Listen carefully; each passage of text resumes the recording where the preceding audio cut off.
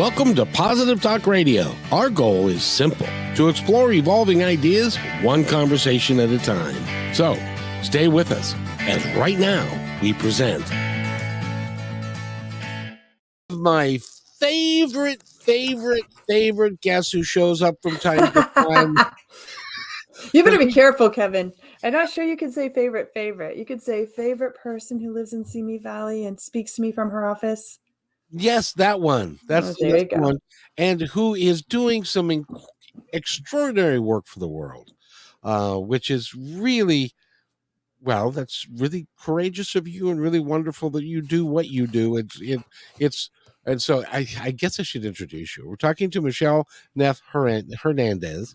She is the CEO, head bottle washer, creator, any other title you'd like to give her, of soaringspirits.org, as well as Soaring Spirits of the organization, Soaring Spirits International. And you are working with people who have suffered from grief and are working through that. You've got these wonderful retreats that you do. And there are people that haven't heard your message on the show before, so I'd like to briefly go over that, and then we're going to focus in like a laser on a particular underserved group that I think needs some attention. So awesome. Tell us about Soaring Spirits International. Well, first, I just want to say thank you for having me back. I enjoy being your favorite person in Simi Valley. I think we're going to say that I'm your favorite person in Simi Valley. If you happen to find someone else in Simi Valley who you feel like, I've just gotten myself in trouble, I'm fine. We can back up a little. No. I'm going to stand by it. All right. You've been on the show a number of times, and every time it's been meaningful. And meaningful for our listeners. So, well, here's the thing, grief impacts every one of us. And so today we'll talk specifically about widowed people and the opportunities that we provide for resources and community access to anyone who's experienced the death of a spouse or partner. But the other truth of it is, I think, that no matter what you speak, whenever you speak about grief, whatever lens you use to look through it, everybody is impacted. We will all grieve as humans. It's part of the human experience. And because of that, the more often people engage with information about grief and about bereavement and about the ability to move through in a healthy way grief experiences that are just part of our regular lives, the better. Even if it doesn't apply to you right now, what I like to tell people about the Soaring Spirits programs, which are all designed specifically to address partner loss, is that, it might not apply to you, but it certainly applies to someone in your life, whether it's a family member, a friend, a coworker, a colleague, a neighbor. Everybody knows somebody who's widowed, even if that person doesn't come straight to your mind right now. I can't tell you how many times I have been doing a presentation and have somebody come back to me a month later and say, right after I saw your presentation, somebody I know had this experience, and it was so great to be able to have something to do, because as people who might not have lived through a widowed experience themselves, it can be really challenging to witness that for another person. And so having access to the programs of Soaring Spirits helps people who are not widowed themselves, but supporting someone who is, feel like they have something to offer. So my hope is always that no matter who you are, if you're listening, this might not be your personal experience, but it certainly could be useful to find out, to hear about what we're going to talk about today. Absolutely. By the way, I got to tell you, you educated me on something, and I was talking with a gal yesterday or the day before, and was talking about grief. And she was saying she was going through this to the point where she didn't want to get up. She didn't want to take a shower. She didn't want to eat. She didn't want to do the basic things of life. And the last thing that she wanted was for people to come over and try and console her, because she hadn't taken a shower. The house was a mess. She had to clean, and so I said, well, and I said to the audience, and tell me if you agree with this, I hope you do, okay, that if you know somebody who's going through that, don't make them clean up or feel like they have to clean up their house so that you can come over and console them. Just take a pot of lasagna and put it on their front porch and give them a call and say, I've got dinner for you. It's on your front porch. Kevin, love you. Take care of yourself. I'm so proud of you. That's excellent. That's excellent advice. I mean, here's the thing. It's so true that, because and this speaks to just what we were talking about a second ago, which is that when you feel helpless and in the face of someone's grief or in the face of their pain, oftentimes we put the burden on the person who's in pain to say, but how can I help you? Because I want to help you. And even if they're like, I don't want any help, I can't clean my house, I don't want to see any people, we still feel compelled to ask them to show up for us so we can show up for them. So what you suggested is a way that you can offer support without them having to do anything. Instead of you calling and saying, how can I help you?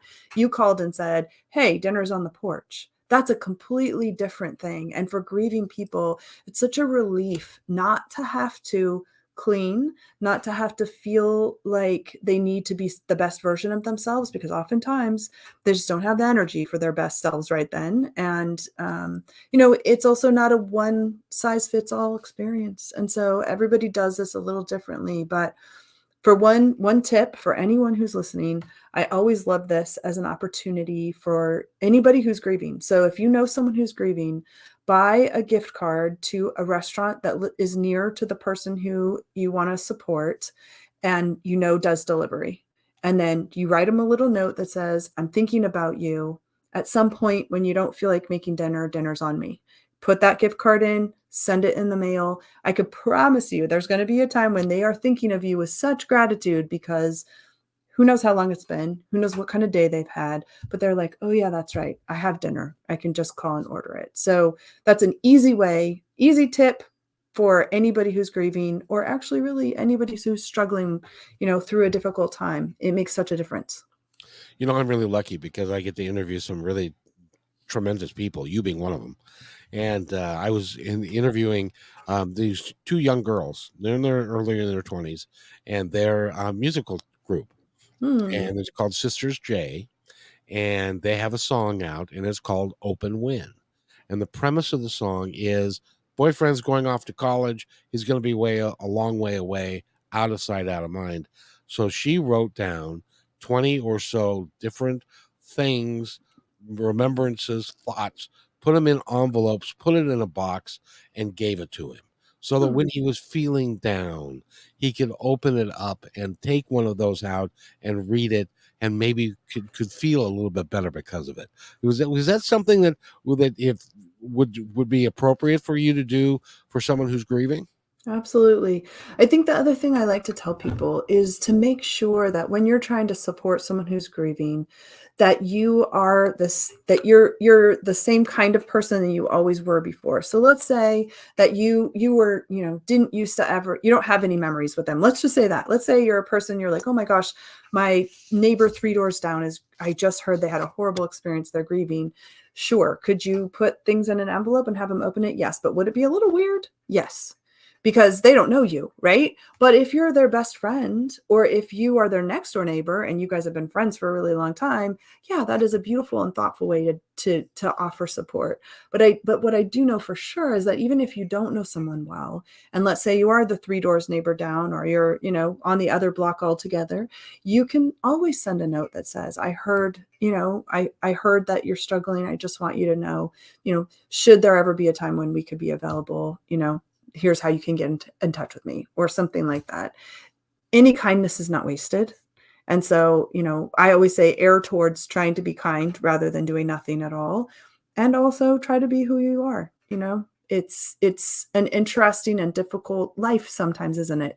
And I think the thing that makes it bearable when things are really hard is knowing that people care about you and that you aren't alone in whatever horrible, tragic situation you find yourself.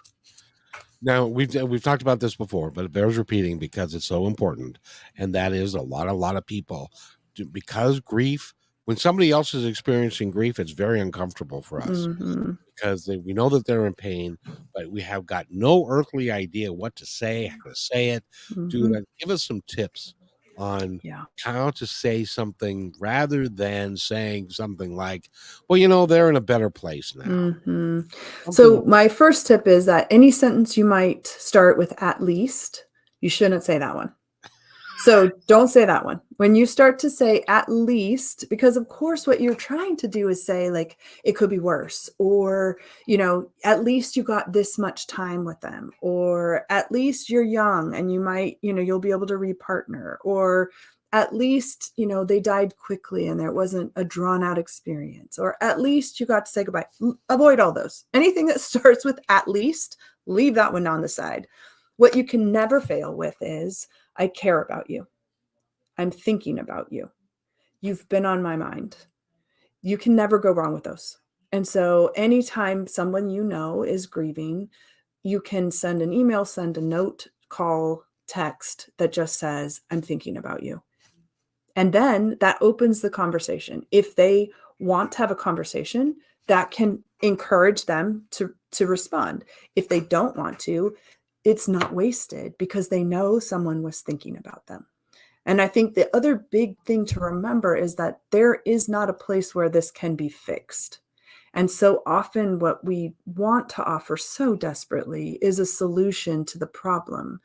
Grief is not a problem. Grief is a life experience that has to be lived, and there's no fixing it because the person's still going to be dead. And so when the problem is that someone you love is dead, there is no fix for that. Instead, we have to learn to carry it. We have to live with the feelings that we have and make our way through.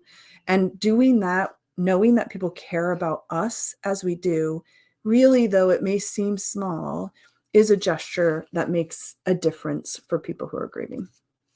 Do you find in your work that sometimes the second anniversary or the third anniversary can be a very difficult moment for people, and that if you acknowledge it as a friend, that you're thinking about them because everybody tends to, we go to the funeral and then we buck up and get our lives together, and for some people a second, third, fourth, fifth anniversary can be still 10th anniversary. Like, here's the thing. This is the one of the jokes in the grief community is that we're supposed to all be stamped better by 365 days. So on day 366, you're supposed to wake up and you're like, okay, good. I did that whole grief thing and I'm done. And the reality is that, one of the things that happens in early grief is that we go into sort of a mind fog. It's like your body shuts down all the things that are not necessary because this really big thing has happened. And so you don't remember a lot of things. You feel kind of like you're living an out-of-body experience. It is the shock that's associated with a person that you're expecting to be in your house no longer being there, right? They're gone. And we have to get used to that. So it takes that whole first year to kind of like, okay, I'm understanding that this is my life. When the shock starts to wear off, the reality of what life looks like without that person physically present in your life begins to really feel like, oh, wait, this isn't just me living through 365 days. This is the rest of my life. Now I have to figure out what that looks like. And so one, I think, misconception is that people are worried that if they were to say to me, so my husband died 17 years ago. His name's Philip Hernandez. And it was very common, and especially in the early days, but even later, that people wouldn't want to say his name to me because they were afraid that that would be painful. And I'm here to tell you that while sometimes when you say someone's name of the person that's died, sure, you might see tears, but those tears are also got some gratitude behind them. Because imagine what it's like when one day in my regular life, before my husband was killed in a cycling accident, people said his name all the time. He was a part of regular conversation. Then he dies, and the very next day, people stop saying his name. It is the weirdest experience. It's like they got erased from the world, and it's so painful because all you want to do is talk about them. All you want to do is have somebody not squirm in their seats when you say their name. And so you can't go wrong by saying people's names. You can't go wrong by acknowledging, and let me just put it this way, by acknowledging someone's anniversary. It's a thoughtful, sweet thing to do. And as long as you're not doing it because you need something from it, right? So if you're saying to them, I'm thinking about you, I know that this anniversary might be tough, I'm sending you some love. Great. If they want to talk to you about it, they'll engage. But it gives them the thought that, gosh, I'm not the only one who misses my person. It's lovely to know that Phil's life impacted to this day. Still, I have within the last year been interacting with someone who I didn't know knew Phil and who had an interaction with him that made a difference in their life. They shared it with me, oftentimes with a little bit of trepidation because they're not sure how it's going to be received. And I'm always so grateful. He is still making a difference in the world. There are still people who remember him and who were impacted by the fact that he was alive. And he was such a generous, funny, kind soul. He was a track coach. And so oftentimes I'll meet kids who he was coached by, and they'll say, I just wanted to tell you what a difference Coach Phil made for me. Do you know the really cool thing about that is if since he was a coach, that there are people that are remembering things that he said, Yeah. ways that he would say it, little sayings he used, Mm-hmm. little ways of motivating people Yep. that will survive their old age. There's some Mm-hmm. things that my little league coach said to me that I carry with me to this day, and he died 3 years after he died when I was 15. Yeah. Um, What an amazing legacy, right? And there are also things that you often pass on to other people. And so, but the only way we know about that is if people are willing to share. And so I'm always so grateful to the kids who are now adults who will come to me and say, Coach Phil made a difference for me, because it's just another confirmation that, the life that we live together and his life is important and remembered. Exactly. Now, I want your opinion on this. I had my best friend from high school. We were palled around for like 4 years, and we worked together after that a little bit and all that. So we were very, very close. And he passed away a couple of years ago now. And so his kids and his sister, who I knew very well, asked me to start to write some stories, some remembrances of times that nobody else may have remembered, but times where we interacted and how it affected both of us. Is that an appropriate thing to do? Oh my gosh, it's so beautiful. And it's one of the other things I'll tell people that they can give as a gift is a memory. Like you said, if you're the only one who knew it happened, and it was whatever, interesting, funny, meaningful, silly, it's something that you won't get unless somebody is willing to share. It's also a lovely thing you can do for someone who's grieving. In that card, maybe where you send a gift card to a restaurant that lives nearby. Say, I thought I'd share this quick memory with you. And then, it could be a few sentences. But again, it's like bringing that person to life. So just now we talked about your coach. He came to life for just a minute here with us because we're talking about him. You may have heard that quote that says, there's people can die twice. The first time is when their life ends, and the second time is when people stop saying their name. Yeah. And one of the things that we can do to remember people who've made a difference to us is share those memories with each other, share them with the people that loved them. It's really an incredible gift. So I love that they asked you for that, and we're able to ask you, because sometimes when you're grieving, you don't know what to ask for. People keep saying, how can I help? And you're like, I don't even know what day it is. I can't get out of, I'm struggling to get myself into a regular life, and I don't know how you can help. But those memories, to know that that was something that they could ask for, is really a beautiful thing. And it was fun because there were some things that he and I went through that nobody else on the face of the earth knows. And it was able to do it, and it really worked. So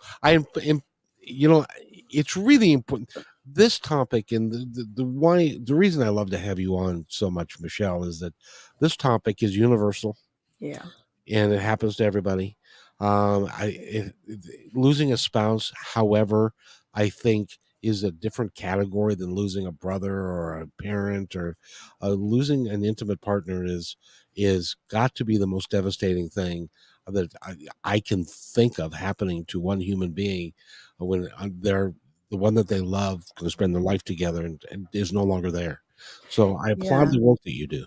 Well, I appreciate that. So let's talk about that for a minute. And also I want to just acknowledge how grateful I am that you guys that we continue to have this conversation, because so many times, it's like, oh, grief. No, we're not going to talk about that. That's a downer. Nobody wants to talk about death and grief and bereavement. And the trouble is, we're all going to live through it. So if we don't talk about it, if we don't have just regular conversations about what happens when someone we love dies, then we're shocked when they do. And we don't have any tools available for managing that situation. So the more times we talk about it, and the more we engage in just like, this is a normal part of life. And the more we are able to provide people with resources for supporting each other, as well as the idea that not only do we have these grief experiences, but we make our way through them. And those loved ones that died, they don't die with their physical death, as long as we keep their memories alive through conversation, through being able to mention them, through sharing the things that mattered to them, by sharing whatever that coach told you that really made a difference to you with someone else. This is the way that we continue to engage and integrate the people we love into our daily lives. And if we can model that for everyone, then when inevitably they grieve someone they love, they have the sense that it isn't the end, that there is still an opportunity for that person to be integrated, whatever they feel about afterlife. I'm talking about our life, our continued life. They continue to be present in it for as long as we're able to engage with their memories.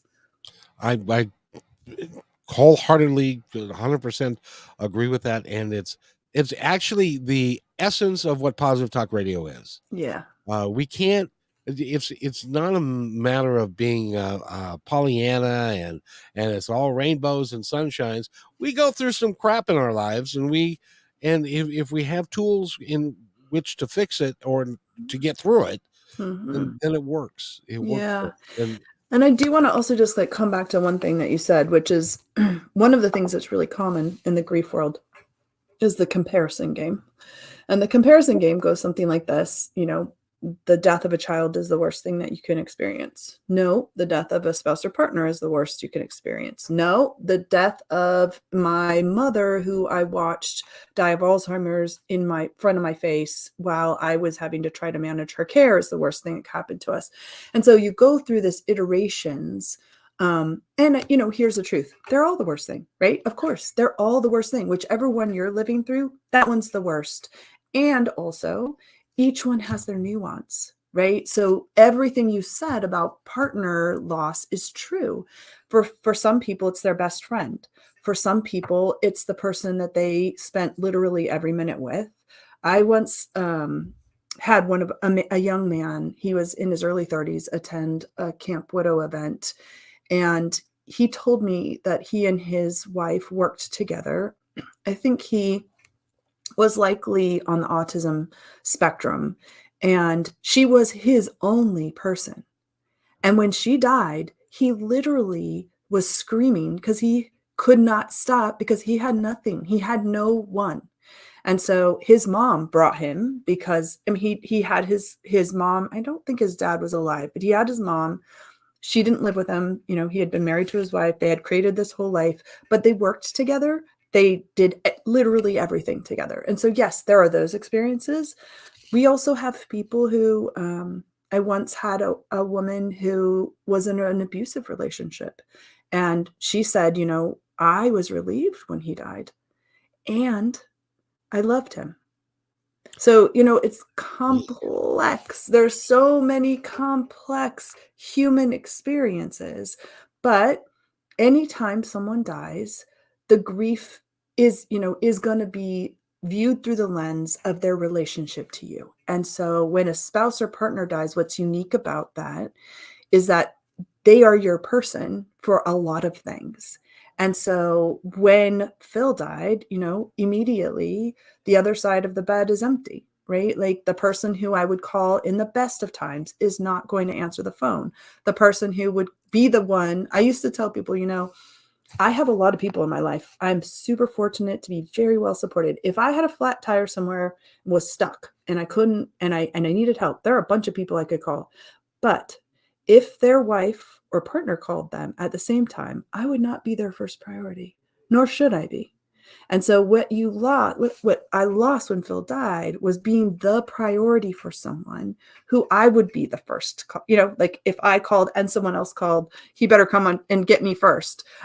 So it was just it's a unique experience in that where you sleep, who you would go to a show with, who you sleep with, who you process strong emotions with, who you share a family with, who you potentially share children with. All of that is influenced in that spouse partner role. And when they die, your entire world shifts in a way that you didn't ask for and didn't want. And you still have to figure out what to do with yourself after. And while that's always true in every grief experience, it's the lens that changes. And so, yes, if a child dies, that lens is totally different. There's a whole future that has been lost in a different way than it's, with a spouse or partner. Also a future lost, right? So I try to always remind people that whatever grief experience you're living through, that's the worst one. And that whatever next grief experience you will have in your life, because the truth is we're going to grieve more than once. And I know that people don't love to hear that. And yet, whenever we love people who are human, we know that there is an end date for anything with a heartbeat. And so even our pets, the people and the other animals, the things that we love, that we hold dear and have a heartbeat, we're going to grieve them. That's a reality. And so being able to provide people, in our case for Soaring Spirits, being able to provide widowed people with resources and programs that will help them find a community that will walk with them through the grief experience and provide the resources and tools that they can use to build resilience as they heal has been an absolute privilege. And your program is growing. It's got more things to offer all the time. And you keep reinventing yourself. I think it's pretty cool. Matter of fact, one of the things you're reinventing and doing new is, you know what February is? Yeah, it's Black History Month. It is Black History Month, Yeah. and you guys are doing something special in coordination with that, are you not? We are. And, one of the things that is interesting about the grief experience being universal is that it happens to everyone. And yet, it's unique in that individually we experience it uniquely, and as communities we also experience it uniquely. And so what we recognize is that our programs saw that we were identifying Black widowed people as an underserved community within our larger population, meaning that Black widowed people were accessing our programs less than other widowed people. We saw the same thing across a variety of BIPOC populations. And we also saw it across the deaf community, the hearing or sight impaired, actually, both. And what we realized was Soaring Spirits has sort of been standing as a lighthouse, saying, here we are, if you need help, come over here. But the trouble is, not everybody has the same access to getting to the resources that we offer. And so our 2023 vision, as we move forward with our strategic plan, which will be over the next 5 years, is to take the lighthouse light from that very tall, inaccessible place and put it into hurricane lamps and go out into communities that we've identified as underserved. And because Black History Month is coming, one of the things that we'll be doing is a Black Widowed focus group. And so this will be an opportunity for our Black Widowed community to come together, led by an incredible team from Soaring Spirits, who themselves are of African descent. And they have the opportunity to talk about not just how widowhood impacts them personally, but also how being widowed and Black impacts them, and how the Black experience of grief as it touches every part of the cultural experience is going to influence how they experience widowhood. And so it's a pilot program. We're excited about really just holding space to have that conversation. And one of the things that's unique, I think, about Soaring Spirits is that we ask the questions of our widowed community members, what do you need? And then we do our best to deliver that. And so we ask that's what we're doing with our Black widowed community. We're asking the question, what do you need? What space can we hold? And, what can we facilitate to add meaning to our programs and to provide additional support that's custom designed for a community? And so we bring that community together and we ask the question. So we're in the early stages of it. It launches in February. It will be a free meeting, a free virtual meeting. So again, for people who identify as of African descent and are widowed, we use a very broad definition of the word widowed at Soaring Spirits. That means that any person who experienced the death of a person they thought they were going to spend their life with. So same-sex relationships, opposite-sex relationships, all genders, doesn't matter if you were married or not. And just if you thought you were going to spend the rest of your life with this person, we consider you to be widowed. So the two criteria for this particular program are to identify as of African descent and to be widowed. And if both of those things apply, you'd have the opportunity to have this conversation with community members who share those two elements as well. I think that's really is a cool thing that you're doing. And like I said, you keep reinventing yourself. And I think that's awesome. But one of the conversations, I can't remember which one we've had a few, but one of the things that I like about your program is that you vet people as well. Yeah.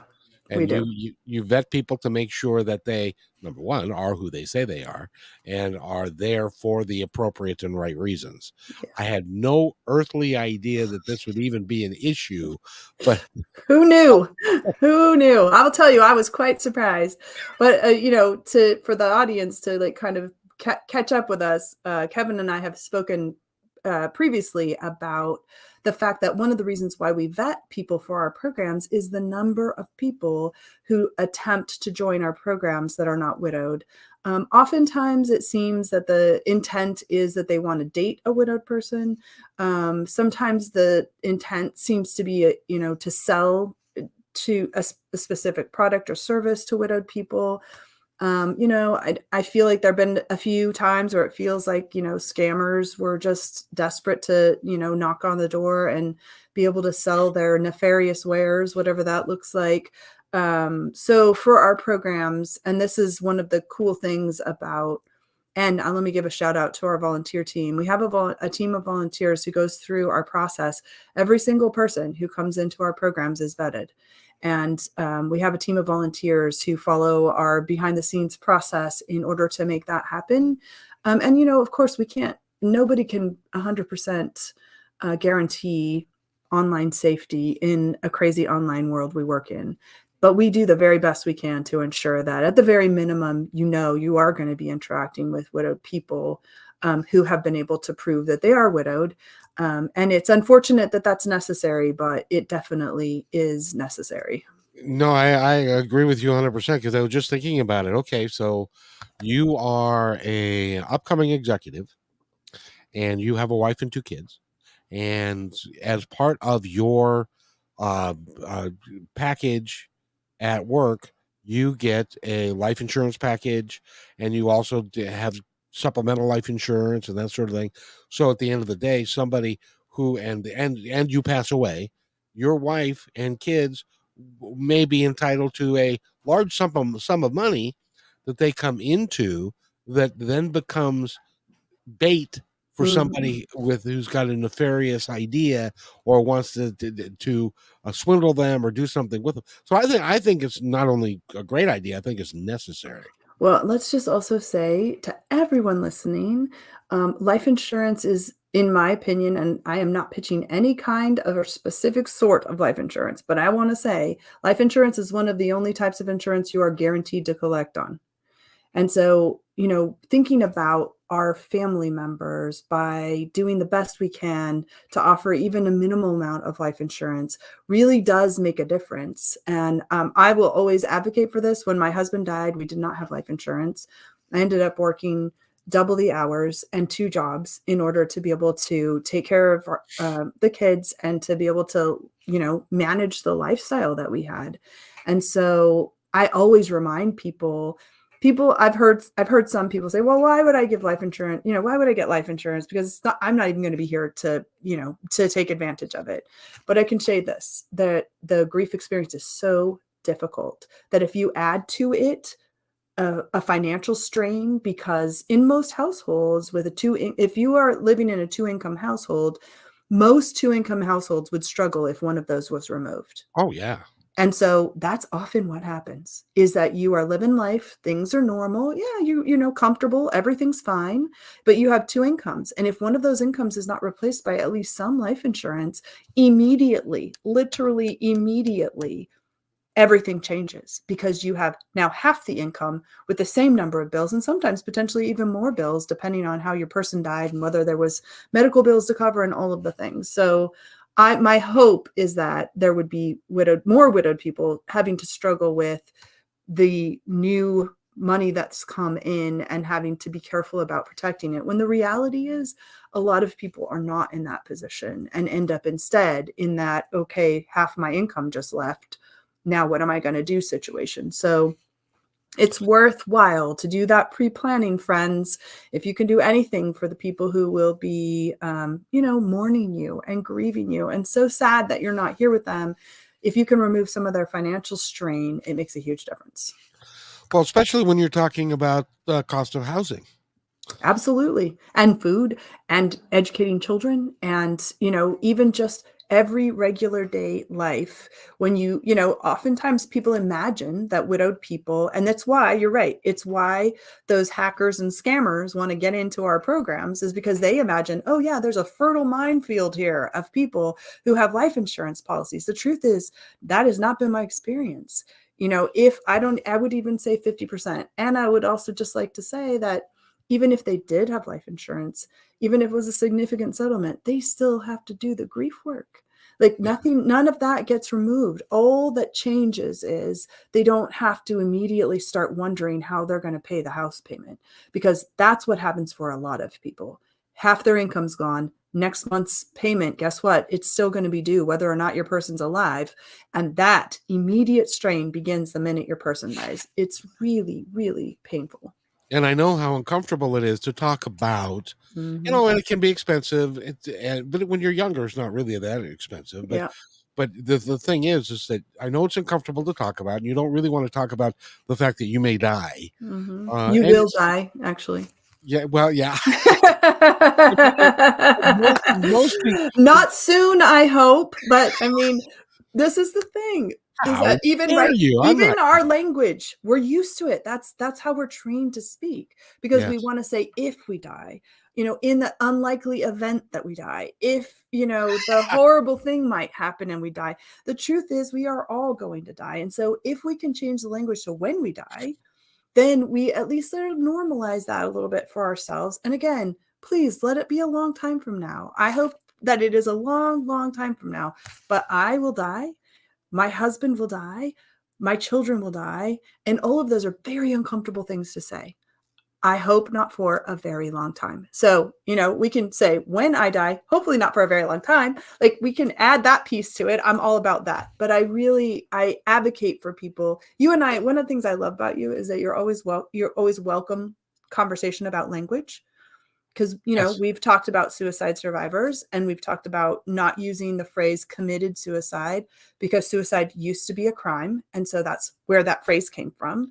And it can be painful for suicide survivors to be constantly reminded that it feels like that their person has committed a crime. That's why we use that language. So one of the things we say is they died by suicide. And you have been wonderful at welcoming conversation around how can we change the way we talk about death in order to be able to better process it. And thank you for that, because I had no idea. It had never even crossed my mind that that Mm-hmm. was something that I needed to be concerned with. But when you put it out the way you put it out, it makes absolutely total perfect sense, and it's bad for the survivor of that as well. So Well, and it's how we've been trained to speak. And you will hear suicide survivors use that exact language, because people don't, it's been a long time since suicide was a crime. And so we don't think of it in those terms anymore. It's just outdated language that used to be used when you couldn't collect on a life insurance policy if you had taken your own life. So there are a lot of things that have changed to adapt to understanding of the mental health issues that can cause suicide death. And that has launched us forward a bit. I still, of course, there's always work to do, but it has moved us forward some in addressing the stigma that language like that continues to place on survivors, because of course the person's already dead. And so the person, we say, oh, I've heard people say, well, I'm not going to change my language. They made that choice. Okay, well, that's true. They did make that choice, but their person didn't. And it's not them that's listening to you. It's the person who is surviving them, who is grieving them, who can't understand why this happened, who is. So us just making small language changes not only can support grievers, but also can help us to better integrate the concept of death into our lives so that we are better able, when the time comes, for ourselves or for others to, walk into that with less trepidation. I want to mention the insurance thing one more time, because there's a local radio host here that he'd been on the air. He was on the air in 2003 when I was on the air, and we had the same time slot. So I have kind of an affinity for him. In any event, 2 weeks ago on a Thursday, he did his show.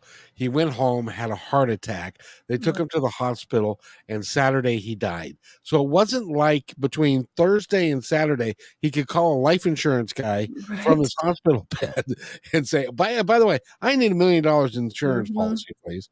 It was too late. It was too late. Yep. And so don't let it be too late.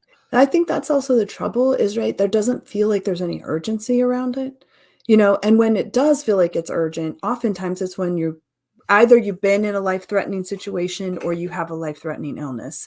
And at that point, it's often too late, or it's so expensive as to be prohibitive. And so the time to do it is when you are able to do it without urgency. One, sure, you get to shop around. Two, you get to really consider what your needs are. But I can tell you this, even just being able to plan the funeral. How many bake sales have you seen? Bake sales, yard sales, GoFundMes, because people did not have what they needed to manage a funeral for their person, right? Because there was no life insurance. And so these sort of experiences you hear about and think, oh gosh, that's awful. But let me ask you this, who would pay for your funeral if you died? This is a question every one of us be answering. We should be able to answer that question, because if we can't, the answer is whomever is our next of kin is going to have that responsibility. And then will they or won't they have what they need? It's a kindness to your family. It's truly a kindness to your family to make sure that you can answer the question, who's going to pay for my funeral in the event of my death? Yep. You know what's going to happen to me? What? I'm going to end up in my son's closet. All right. Yes. Well, it will be, hopefully he'll tap you lovingly as you come in. Hi. Hi, Pop. How's it going? Yeah. No, I'll be in the spare bedroom. In the spare bedroom, right? Not in his closet. He doesn't want to be creepy. Closet, no. That's weird. well, let's talk about that just to normalize it for everyone. People have ashes everywhere. I've heard of ashes in the trunk of a car. I've heard of ashes in the garage. My father-in-law's ashes he had an outdoor fire pit that he loved. His ashes are in the fire pit. So, everybody does a different thing. There are, it is all about what your relationship with is in the person, what you feel comfortable with. So wherever you got your ashes, more power to you. Yeah, the gal that I work with, her name is Holly, and she's a funeral director, and she's done everything in the process, including when she was younger, picking people up, taking them to the morgue, and then also going through the crematory process and stuff. So she could tell you chapter and verse what happens. Yes. You don't want to know, really. No, I know. Because they actually, you don't want to know. So I also do want to just give a shout out in case any of them hear us that, I'm sending love to your friend's family. I'm so sorry to hear about his death. And your radio friend. Yes, right. Yes, what is his name? Let's say his name. His name was Don McNeely. Oh, Don McNeely. Well, we're thinking of you today, Don, and keeping your memory alive. Yes, indeed. And oh, by the way, my coach, his name was Scotty Reed. Okay, good. Scotty Reed. And Now, Philip Hernandez, Coach Philip Hernandez, was well known for running the track backwards because he felt like we get into habits and he didn't want the kids to get in the habit of always going the same way, despite the fact that that is the way you have to run on the track. And so people would get to practice and he'd have kids running the track backwards to use their muscles in a different way. And they'd always be like, oh, Coach Hernandez is at it again. Brilliant. That actually, that's absolutely brilliant because you teach people to do things in a new way, and it's the impact that we have on people's lives, and it cannot be understated. I really, and you're creating a legacy, and the legacy that you're creating is going to outlive you, and it's going to outlive your kids, and it's going to be going on forever, and it's a really cool thing that you're doing. Thank you. What I love is that it's also built on the legacies of so many people. And each time, we have people come into our programs and they share their person with us. They share their stories with us. They talk about their person. It feels like just like layer upon layer upon layer of legacy. And that, our donors who donate in honor of their person, we get the honor of being a part of someone's legacy. It's an incredible privilege. And so we do this work knowing that we are held up as an organization, and not only in our fund development, but also in our programs by doing things in honor of some really incredible people. And in that way, of course, we ensure that they're not dying that second death where people don't talk about you or remember that you existed. But instead, we're carrying forward all of their best qualities by recognizing them as we take care of other people and help them rediscover themselves and build a life of meaning for themselves, which integrates the love they have for their person. So this is the thing. I think it's a myth that we can address, is that if you're talking about your person, that means you're not over it or there's something wrong with you. And that if someone were to continue loving someone who's dead, that would keep them from living a full and meaningful life. And so, in my own case, and this is not true for every widowed person, so it's not about repartnering. Repartnering doesn't prove that you're all better. So let's be clear about that. But I have had the great fortune of marrying again and have a wonderful man in my life. And I've been married to him for 3 times as long as I was married to Phil. And still, Phil is a part of my life. He's a meaningful part of my life. He continues to be a part of my legacy. And I continue to actively work to ensure that his legacy continues in the world. So I get both of those things. You don't have to have one or the other. You get to keep them both. And every single thing we've experienced in our lives, all the people we've loved, they come with us into whatever we build next. I think that's a wonderful, hopeful thought right there, that we can continue to build. And because, when I was younger, I thought, well, when famous people die, as an example, that they're immortalized forever. Mm-hmm. That's just not so. Yeah. There are kids that are in their 20s and 30s today. When I say the name Bob Hope, they have no idea who that is. Yeah. Or Bing Crosby, right. or Red Skelton. I had a gentleman that we were talking about. I said one of my favorite guys of all time was Sammy Davis Jr. They did not say who's that. He did. Oh no, Kevin. Does that mean we're old? Apparently, because Sammy Davis Jr. was big and stuff. So it's important for us to keep our legacies and our family legacies alive. And I think it's just such a beautiful thing. And if we can come to grief with the expectation that that person is integrated, whoever it is. So I think I like to use the example of grandmas. So people who have a grandma that they love, no one thinks twice when they say, oh, my grandma used to say this, or my grandma used to do that. They think you're a great, grandkid. Oh, wow. How sweet is that? Remembers her grandmother. That's so nice. But if I were to say the same thing about my dead husband, they often will be like, oh, does her live husband know she still talks about that guy? It's not the same thing. And yet it's exactly the same thing. you love people, you continue to love them after they die. And a spouse or partner, of course, would you expect me to completely forget him? And if I did, what does that mean for you, mister? That means as soon as you're dead, you're out too.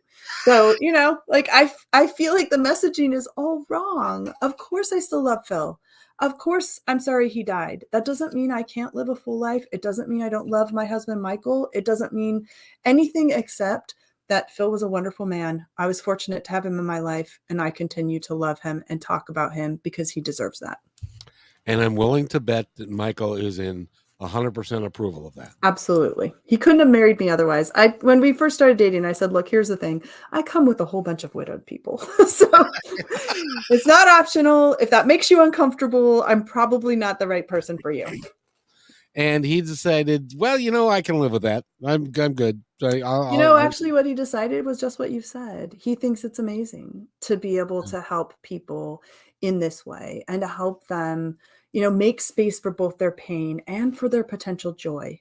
And that's the thing, is that in the early stages of grief, it doesn't feel like joy is an option. It feels like joy is so unattainable as to be, it's an alien planet that you cannot possibly visit.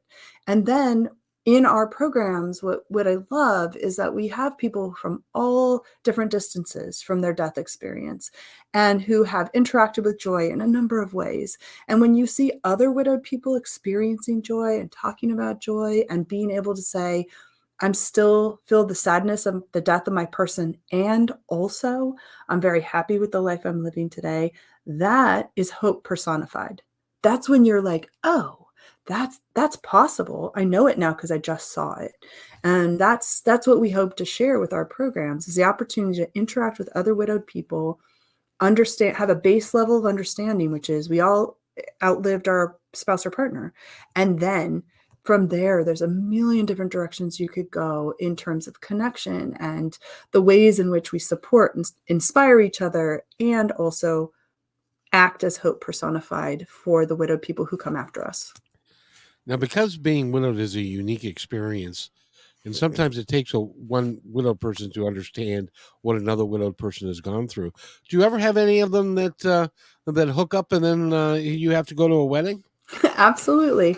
I have even facilitated a few weddings myself. I've acted as officiant. So, because exactly what you said, we begin by a shared experience and we come to it often very vulnerably because, when you're in pain, you don't have the ability to hold up that sort of shield that you might, the mask that you might use in different circumstances, just not available. And so, there are definitely times when people find themselves in groups with others who they process their grief in a similar way. They understand each other uniquely. And what we hope for all of them is that as they build a new life for themselves in the aftermath of this death experience, that they begin to ask themselves, what do I need? What do I want? What do I want this next chapter of my life to look like? And that they have the courage and tools to build what's next. And sometimes that includes a new partner. Sometimes it includes a new job, a new location, a new passion, a new, avocation. Like there are a lot of opportunities for growth in the aftermath of grief. And it's a hard way to grow, but it's a beautiful way too. It leads you to a place that you might not have been able to get there any other way. Yeah, it's absolutely true. And by the way, we've been talking with I have to value your time because you are such a busy person doing something. Well, I always make time for you, Kevin. Well, but Michele Neff Hernandez is our guest, and if you want to get a hold of her, if you know somebody who could benefit from her services, how do they get a hold of you? The best place to start is our website, soaringspirits.org. So soaringspirits.org is the place to go for all of the programs that we've talked about today. And it will give you the opportunity also, if you want, to share it with somebody who it might be a great benefit to. And oh, by the way, this is a nonprofit organization, and they depend upon donations. So if your heart is calling you to donate to this, and I got to tell you, this more than worthy cause. Uh, You go to the website, because we could spend the next hour just talking about the programs that yeah. you're offering on the website and in real life, and the community that you've created and all of that. But if you feel called to donate to any group, this is a worthwhile group to donate to, wouldn't you say? I appreciate that so much. And also I want to say that, we love doing this work in memory of the people who matter to you. So if someone mattered to you, or if they made a difference for you and you think you'd like to make a difference in the world in their memory, we are so privileged to do that. So please, you have the opportunity to make your donation in memory of someone's, and that's right easily available on soaringspirits.org. There's a donate button right at the top. And I can promise you that any donation you make to Soaring Spirits is absolutely going to be applied to programs that are changing lives every day. And it's important work, Yeah, absolutely. because I know people who have been immersed in grief for 15, 20 years. Maybe that's a time frame that they need to do, but they're are not. And correct me if I'm wrong, but I believe this thoroughly, that when somebody passes that you love, and they're on the other side, from my reference point, they're on the other side, they're happy, they're looking down at you, they want you to be happy. They want you to have a fulfilling life. They want you to be able to do everything that they would have done with you if they were still here, but they still want you to be happy. And being in grief does not serve you or them more longer than you have to be, to really live your life to the fullest. And Let's just say that it's a complex equation. yes, And yes, I absolutely believe that our people who loved us would want us to have a loving and wonderful life, whatever that looks like for each individual. And also I acknowledge that it's very difficult to feel that when they're gone. And so when they're not physically present and you're not able to check in with them, it can be easy to get into the grief spiral. And I do think that, we can lean into choosing pain as our normal. And if you find yourself grieving and in a space where it's been, several years and you still feel like that pain is your normal, getting some additional support to help you find your way through that can be really, really powerful. And so there's no time frame. I always wish there was. I wish I could tell you exactly how many days was the normal, healthy number of days to grieve. The truth is, you're going to grieve for the rest of your life, but it will not be as intense as those early days. And if that intensity continues in a way that makes you unable to have a life for yourself, then please think about how you might get some additional support, because that's a really heavy weight to carry by yourself. I wholeheartedly agree. And the one thing I depend upon you for my education in a lot Excellent. of cases. So I want you to educate me one more time about this. And that is, when somebody that I know, like I've done this several times on the radio, and I want to make sure that I'm not offending anybody. But when somebody starts talking about the person that is left, and then what they are doing today because of that, and they've written the book, and it involves the trauma, what they went through and stuff, and it involves the death. And at one point, I'm liable to say, I just want you to know that they're looking down and they're very proud of you. I think that's a lovely thing to say. Okay, good. Because and it's not only is it true in my reference, but Yeah. it can make people feel like they're still part of their lives, and they are. Well, and if you want the tiniest language tweak, you could say, I believe that they're looking down and would be very proud of you, because there is no world where you can avoid offending everyone. But for those who don't believe that they're looking down on them, and that, they often struggle because the references to that ongoing connection don't resonate for them. But you believing that, and I think that even the words, I think that they'd be really proud of you, is just a beautiful way to acknowledge that what they've done is hard work, and that, that the person that they are honoring would certainly be proud of that. Yeah, and you have to understand from where I come from. I've done this for a long time, and I've worked with psychics and mediums and all that kind of Hmm. stuff.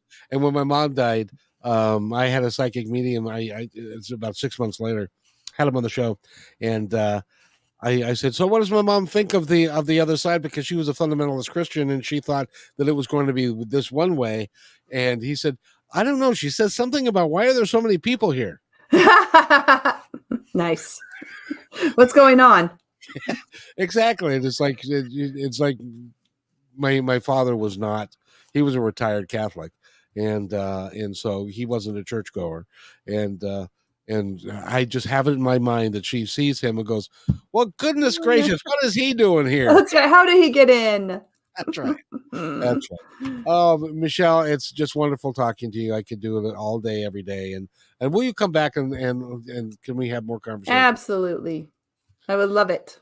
And Michele Neff Hernandez has been our guest. And go to soaringspirits.org. Donate. If you can, please. It's a great organization. They have their heart in the right place, and they really mean what they say. And so they're I applaud organizations that are your sole mission in life is to help people. That's it. And that is the highest calling I can think of. Thank you. So thank you. Again, go to soaringspirits.org. And Michele, thank you for being here. And she'll be on again as soon as I can. She's so busy. She doesn't have a lot of time for us. I will look forward to the next one. And thank you so much. If you wait right there, I'll be right back.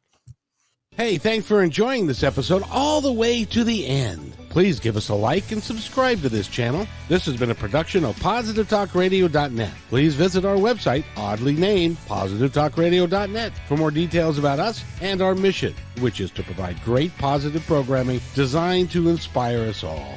I'm Kevin McDonald, and I'm proud of these shows, and I truly hope that you'll like them and share them with friends and family. So on behalf of our entire team, remember, be kind to one another because each other's all we got.